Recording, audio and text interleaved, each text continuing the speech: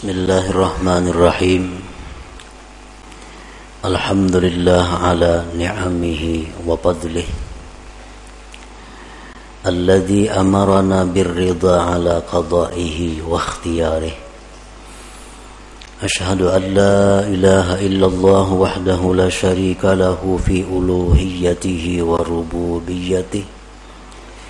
Wa ashhadu anna sayyidana Muhammadan abduhu wa rasuluhu khairu khalqih. Sallallahu wa sallama ala sayyidina wa maulana Muhammadin nuri arsyih wa ala alihi wa ashabihi wa dzurriyyatihi wa atba'ihi, amma ba'du. Yang kita hormati dan kita cintai para habaib, para alim ulama, muhibbin, hadirin, hadirat, rahimakumullah. Pertama-tama kita memanjatkan puji dan syukur kehadirat Allah Subhanahu wa ta'ala yang telah mengumpulkan kita bersama-sama di majlis yang penuh berkah ini. Dan semoga Allah selalu mengumpulkan kita di dalam tempat-tempat kebaikan dan takwa. Kemudian kita juga mengucapkan, menghaturkan puji dan syukur kehadiran Allah Subhanahu wa ta'ala, yang mana sampai saat ini kita masih digolongkan dalam golongan orang-orang yang menuntut ilmu. Dan kita mohon doa kepada Allah agar sampai akhir hayat kita dimasukkan dalam golongan orang-orang yang menuntut ilmu. Salawat dan salam tidak lupa kita haturkan kepada junjungan kita Nabi besar Muhammad sallallahu alaihi wasallam dan kepada seluruh keluarga, para sahabat, zurriyat dan pengikut beliau sampai hari kiamat nanti. Para muhibbin rahimakumullah, al-hikmatu tasi'ata asyrata minal hikamil ataiyah. Qala al-imam Ahmad ibn Athaillah as-Sakandari rahimahullah wa nafa'ana bi'ulumi. Hikmah yang ke-19 dari al-hikam, berkata Al-Imam Ahmad bin Athaillah As-Sakandari rahimahullah, la tatlub minhu ayyukhrijaka min halatin liyasta'milaka fima siwaha palau aradaka lasta'malaka min ghairi ikhraj. Yang artinya, janganlah engkau meminta daripada Allah bahwa Dia mengeluarkan engkau dari satu keadaan agar Allah pekerjakan engkau pada keadaan yang lain. Jikalau Allah menghendaki engkau, niscaya Dia pekerjakan engkau tanpa melalui menuntut dikeluarkan. Itulah kurang lebih artinya hikmah yang ke-19 ini. Adapun penjabarannya adalah idza kana al-mar'u ala halatin la tuwafiqu gharadahu la yanbaghi lahu ay yuridal khuruja minha bi nafsihi bi ay yatluba minhu subhanahu ay yukhrijaha minha li anna hadha min at-takhir 'ala Allah subhanahu wa ta'ala, bal yanbaghi lahu husnul adab ma'ahu wa itharu muradihi ala ikhtiyarihi. Apabila adalah seorang hamba atas satu keadaan yang mana keadaan itu tidak sesuai dengan yang dimaksudnya. Apabila kita berada pada satu keadaan yang kada sesuai dengan keinginan kita, maka tidaklah patut, tidaklah layak bahwa menghendaki seorang hamba tadi keluar dari keadaan itu dengan dirinya sendiri, dengan bahwa dia menuntut dari Allah bahwa Allah mengeluarkannya dari keadaan itu, karena ini merupakan dikti atas Allah Subhanahu wa ta'ala. Bahkan sayogianya semestinya bagi dia berbaik adab beserta Allah dan mengutamakan apa yang dikehendaki Allah atas pilihannya itu sendiri.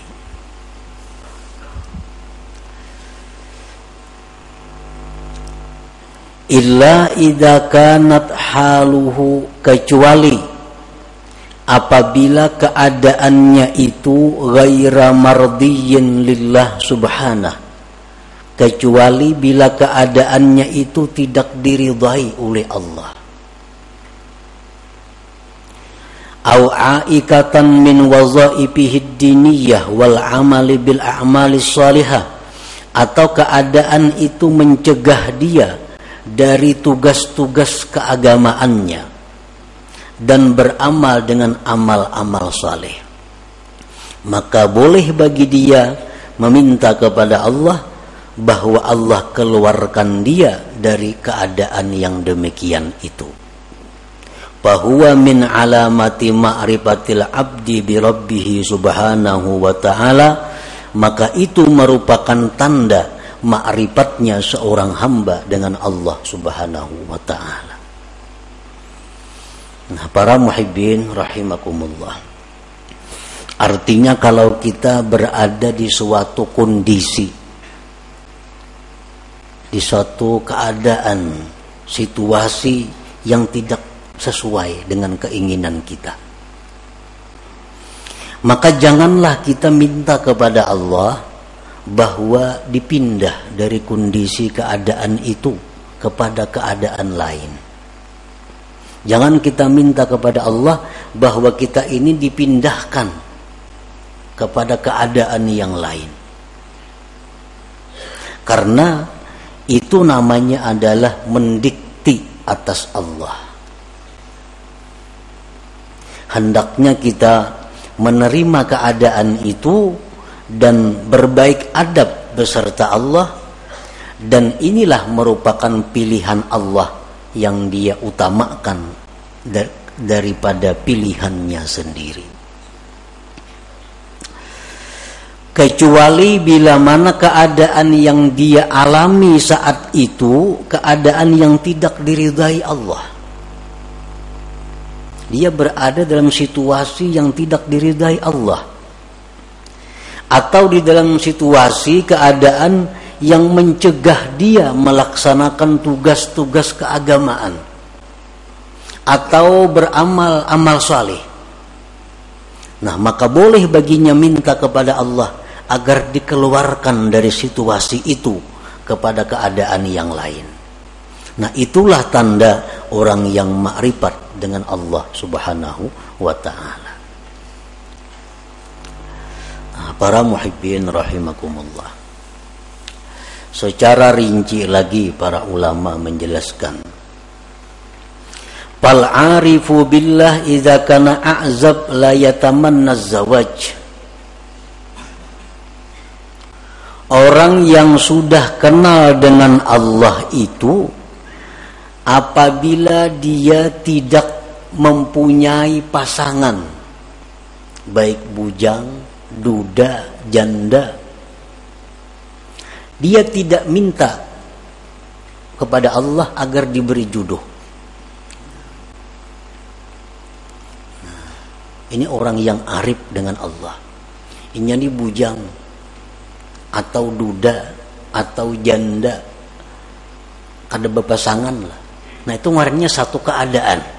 Ini keadaannya bujang, keadaannya kada balaki, kada begini. Inya kada minta kepada Allah agar diberi jodoh, kada minta.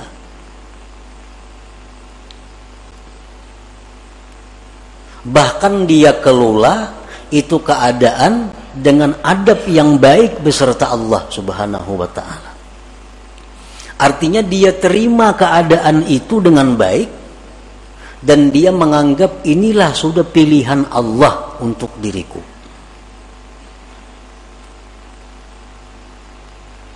Nah, kecuali keadaan itu, keadaan membujang atau kada berpasangan tadi sudah mengganggu dia daripada ibadah kepada Allah.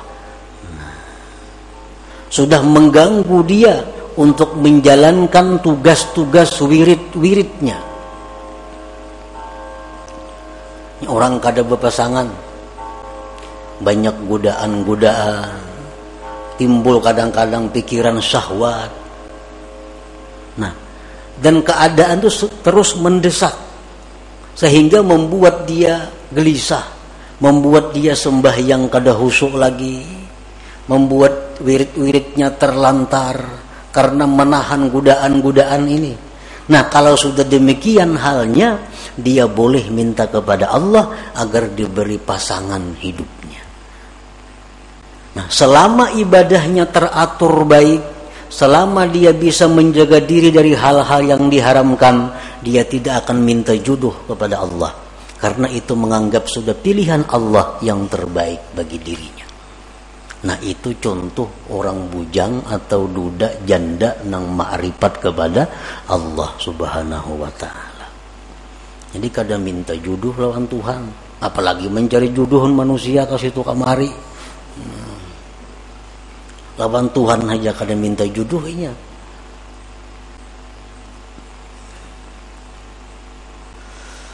Wa idza kana faqiran la yatamanna al-ghina. Apabila dia dalam keadaan fakir. Nah, ini orang yang arif dengan Allah. Dia fakir. Dia kada akan minta kepada Allah kekayaan. Dia terima kefakiran itu dengan ridha. Dan dia anggap inilah pilihan Allah untukku yang terbaik, aku menjadi orang fakir.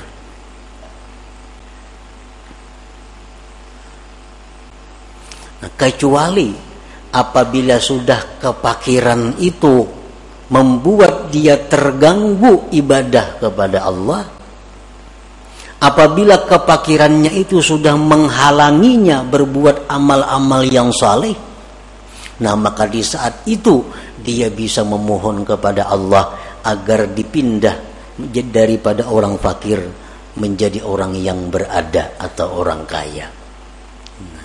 Ini sudah fakirnya sudah sulit nih, sudah kada bisa lagi beribadah kepada Allah. Nah, sudah kada kawa lagi melaksanakan wirid-wiridnya, sudah kada bisa lagi menuntut ilmu karena kada berduit. Menuntut ilmu perlu duit. Ini sudah kada berduit lagi, menuntut ilmu kada kawa lagi, pikiran kada karuan, beribadah sudah kada nyaman lagi. Nah, di saat itulah dia boleh mohon kepada Allah agar diberi kecukupan, diberi Allah kekayaan.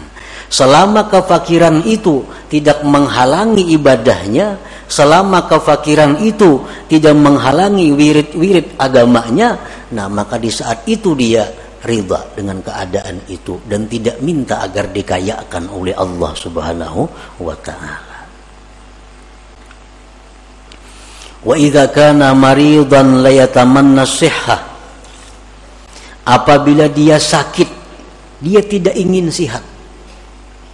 Dia tidak ingin sihat. Ini sakit.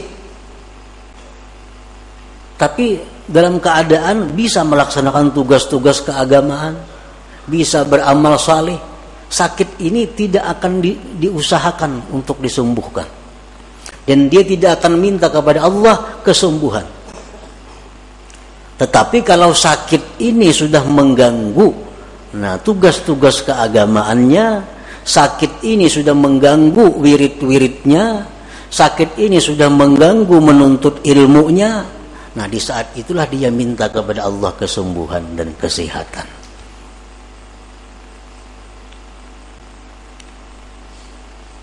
Nah demikian antara lain contoh-contohnya. Kalau kita dalam keadaan dan keadaan itu tidak kita senangi, keadaan itu tidak kita ingini, maka diamlah kita pada keadaan itu, ridhalah pada keadaan itu, jangan minta keadaan lain kepada Allah. Kalau kita masih bisa beribadah kepada Allah, kalau kita masih bisa melaksanakan tugas-tugas keagamaan kita. Nah, itulah tandanya orang yang ma'rifat dengan Allah Subhanahu wa ta'ala.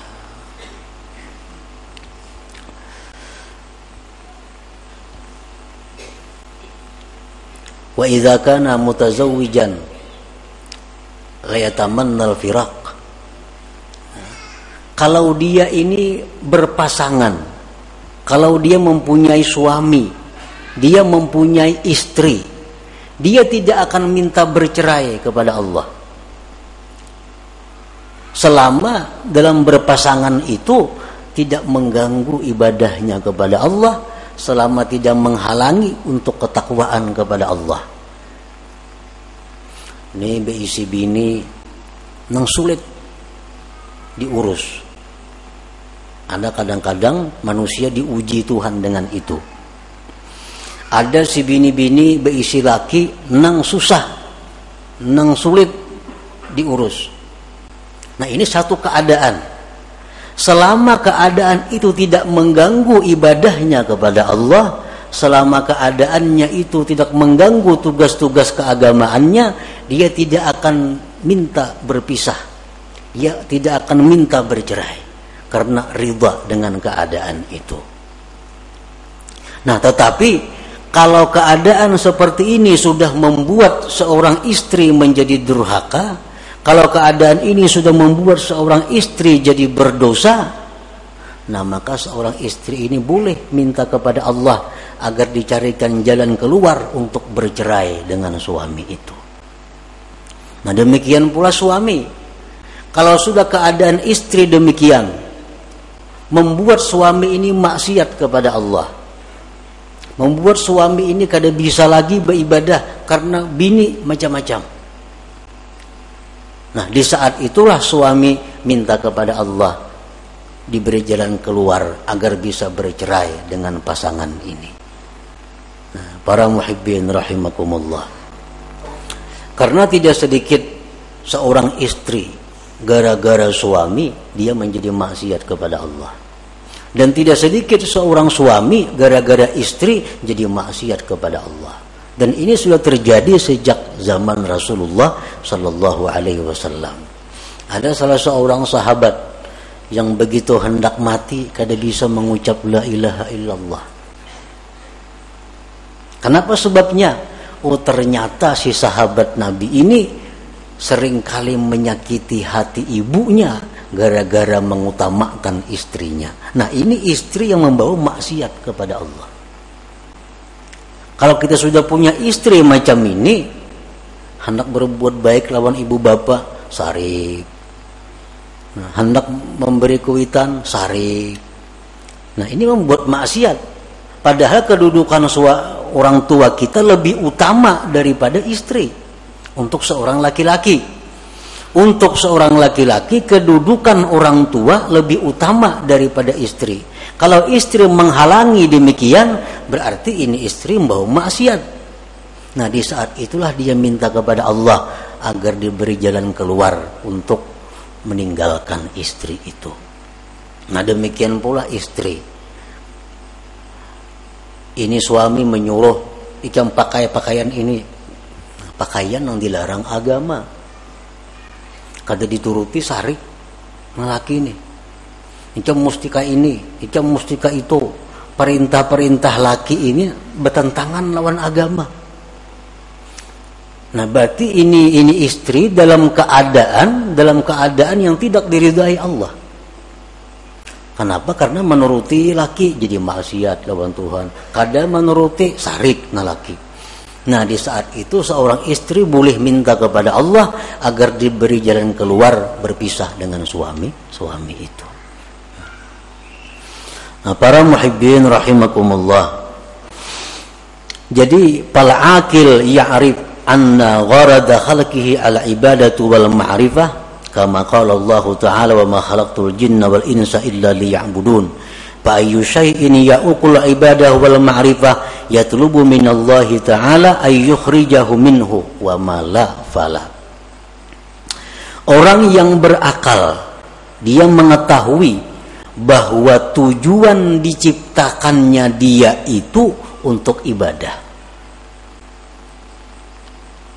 Orang yang berakal itu mengetahui bahwa tujuan Allah menciptakan dirinya itu untuk mengabdi kepada Allah.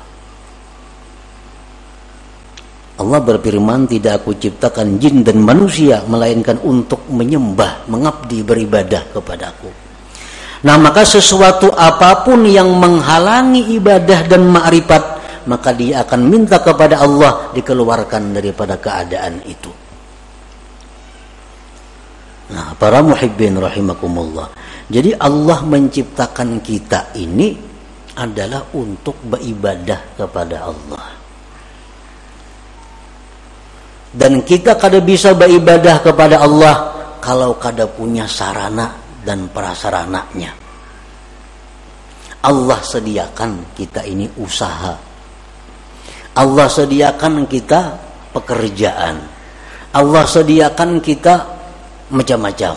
Untuk apa? Agar semua itu membawa kepada ibadah. Nah, itu tujuan hidup yang diketahui oleh orang yang berakal. Lalu apapun pekerjaan, apapun keadaan yang menghalangi tujuannya itu ibadah, dia akan mundur dari keadaan itu dan berpindah kepada keadaan yang lain. Nah, ini orang yang berakal. Jadi tujuan hidup ini bukan kita berdagang, bukan. Tujuan hidup belaki, bukan. Tujuan hidup babini, bukan. Tujuan hidup berusaha, bukan. Nah, usaha suami istri itu hanya jalan untuk beribadah kepada Allah. Kalau semua ini menghalangi ibadah, berarti mesti ditinggalkan, dicari jalan yang lain. Nah, para muhibbin rahimakumullah. Nah, disitulah kita merenungi, disitulah kita disuruh tafakkur. Apakah selama ini aku hidup hanya untuk dunia atau aku hidup untuk ibadah? Bila mana aku hidup untuk dunia, berarti aku menyalahi kudrat diriku, fitrah diriku. Bila aku hidup untuk ibadah, berarti aku di jalan yang benar. Nah, jadi silahkan berdagang, silahkan berusaha. Tapi ingat, usaha ini diciptakan Allah untuk ibadah. Nah, silahkan bergaul, silahkan berkawan, asal semua itu membawa kepada ibadah. Nah, jadi apapun pekerjaan, apapun keadaan yang menghalangi kita ibadah, itu mesti kita ditinggalkan, mesti kita tinggalkan. Kalau kita tidak ingin rugi di dunia dan akhirat. Jangan sampai kita ini dilalaikan oleh hal-hal yang sifatnya duniawi. Ya ayyuhalladzina amanu la tulhikum amwalukum wala auladukum an dzikrillah wa may yaf'al dzalika fa ulaika humul khasirun. Hai orang-orang yang beriman, Allah mengkhitab kepada orang beriman. Nang kada beriman kada diurus Tuhan. Ujar Tuhan, janganlah melalaikan akan kamu, harta kamu, anak kamu daripada zikrillah. Artinya jangan sampai kita mengurus harta, kita mengurus anak, kita lupa kepada Allah. Bila demikian halnya, Allah menyatakan kita rugi. Kalau sudah Allah menyatakan rugi itu, ya rugi yang sebenarnya. Bujur-bujur rugi artinya. Nah, itu artinya Allah bukan melarang kita mengelola harta. Allah bukan melarang kita mengelola anak. Tetapi yang dilarang Allah, jangan sampai itu melalaikan kita daripada zikrillah, daripada mengingat Allah. Karena mau urus harta kada tersembahyang, karena mau urus harta sembahyang taqadha, karena mau urus harta kada tersembahyang sunat, karena mau urus harta kada tersembahyang tahajud, karena mau urus harta kada sempat menuntut ilmu. Nah, ini yang dikatakan rugi, ujar Tuhan. Ayo urus harta, 10 bisi perusahaan, Allah kada melarang. Tapi sembahyangnya aktif, wiridnya tabaja, menuntut ilmunya jalan. Itu yang dimaksud dengan ya ayyuhalladzina amanu la tulhikum amwalukum wala auladukum an dzikrillah. Walhasil selama kita mengejar atau menuntut atau mencari dunia, lalu kita ketinggalan satu kali zikrullah, itu sudah rugi. Sudah rugi. Kenapa? Karena zikrullah yang sekali kita ucapkan itu kekal. Kekal. Arti sampai akhirat bisa kita nikmati, bisa kita dapatkan manfaatnya. Sedangkan harta yang kita urus mati-matian ini, begitu kita mati, kita kada akan bisa dapat menikmatinya. Nah, itulah yang dikatakan Nabi Sulaiman alaihissalam.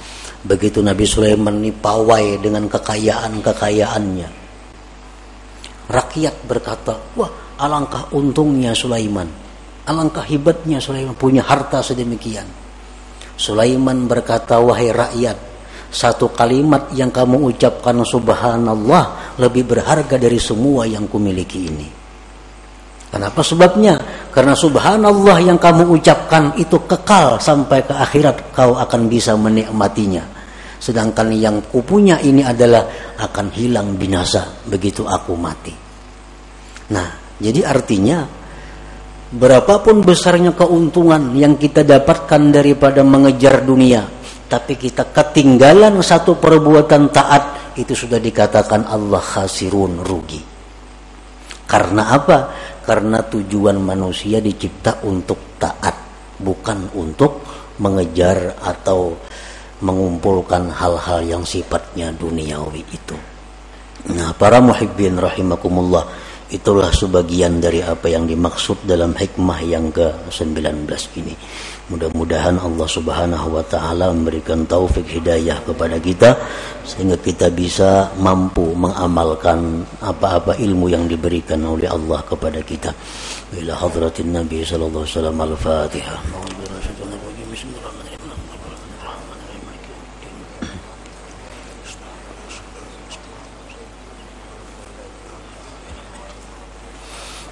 Ya Allah biha, ya Allah biha, ya Allah bihusnil khatimah, ya Allah biha, ya Allah biha, ya Allah bihusnil khatimah, ya Allah biha, ya Allah biha, ya Allah bihusnil khatim.